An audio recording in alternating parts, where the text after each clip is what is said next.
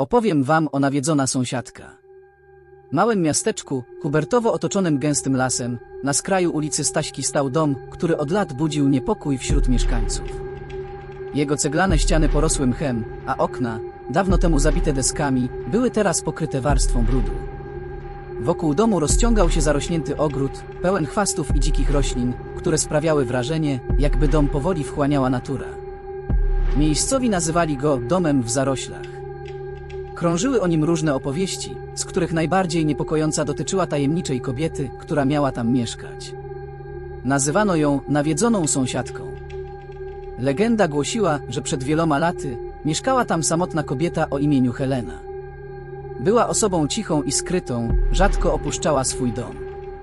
Mówiło się, że zajmowała się zielarstwem i miała niezwykłą wiedzę o roślinach.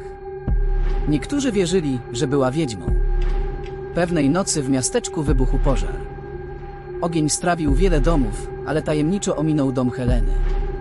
Ludzie zaczęli szeptać, że to ona sprowadziła ogień, by ukarać tych, którzy jej nie lubili. Wkrótce potem Helena zniknęła, a dom zaczął popadać w ruinę. Od tamtej pory mieszkańcy mówili, że w nocy można zobaczyć w oknach domu migoczące światła, a z ogrodu dochodzą dziwne, ciche szepty.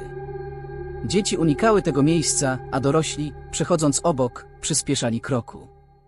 Pewnego dnia do miasteczka przeprowadziła się młoda kobieta o imieniu Marta. Wynajęła małe mieszkanie niedaleko domu w zaroślach.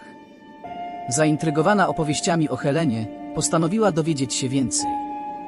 Była dziennikarką i uwielbiała tajemnice. Kilka lat później wróciła. Marta zaczęła badać historię domu i jego byłej właścicielki. Odkryła, że Helena rzeczywiście była zielarką, ale nie znalazła żadnych dowodów na to, że była wiedźmą. Zamiast tego odkryła, że Helena pomagała wielu mieszkańcom, lecząc ich ziołami i naparami. Zaintrygowana, Marta postanowiła odwiedzić opuszczony dom. Wybrała się tam pewnego wieczoru, uzbrojona w latarkę i aparat fotograficzny. Gdy weszła na zarośnięty teren, poczuła dreszcz przebiegający po plecach. Ścieżka prowadząca do domu była niemal niewidoczna, zarośnięta chwastami i krzewami. Gdy zbliżyła się do drzwi, usłyszała ciche szepty. Przełykając ślinę, pchnęła drzwi, które zaskakująco łatwo ustąpiły. Wnętrze domu było mroczne i zimne, a powietrze pachniało stęchlizną. Marta zaczęła przeszukiwać pomieszczenia, robiąc zdjęcia i notatki. W jednym z pokoi znalazła stare notatniki pełne przepisów na ziołowe mikstury. Były tam też listy od ludzi, którym Helena pomogła. Marta zrozumiała, że Helena była niesłusznie osądzona przez przesądnych mieszkańców. Nagle usłyszała cichy szept tuż za sobą. Odwróciła się gwałtownie, ale nikogo nie zobaczyła. Latarka zaczęła migotać, a w mroku pojawiła się postać, była to Helena. Jej duch wydawał się smutny, ale nie groźny. Marta zrozumiała, że duch Heleny nie szuka zemsty, a jedynie pragnie spokoju. Wtem Helena zaczęła mówić: pomóż mi, a ja pomogę tobie. Marta zgodziła się, chociaż nie była pewna, co to oznacza. Wzięła notatki i zaczęła przeglądać je ponownie, starając się znaleźć coś, co mogłoby pomóc uśmierzyć duszę Heleny. W kolejnych dniach Marta często odwiedzała dom, coraz bardziej angażując się w jego historię. Pewnego wieczoru, podczas burzy, Marta weszła do domu, aby zakończyć swoje badania. Gdy przeszukiwała strych, usłyszała głośny huk. Podłoga pod jej stopami zaczęła się uginać, a z ciemności wyłoniła się ręka, która chwyciła ją za kostkę.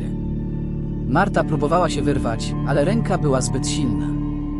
Poczuła, jak jest wciągana w dół, w ciemność. Krzyczała, ale jej krzyk zginął wśród odgłosów burzy.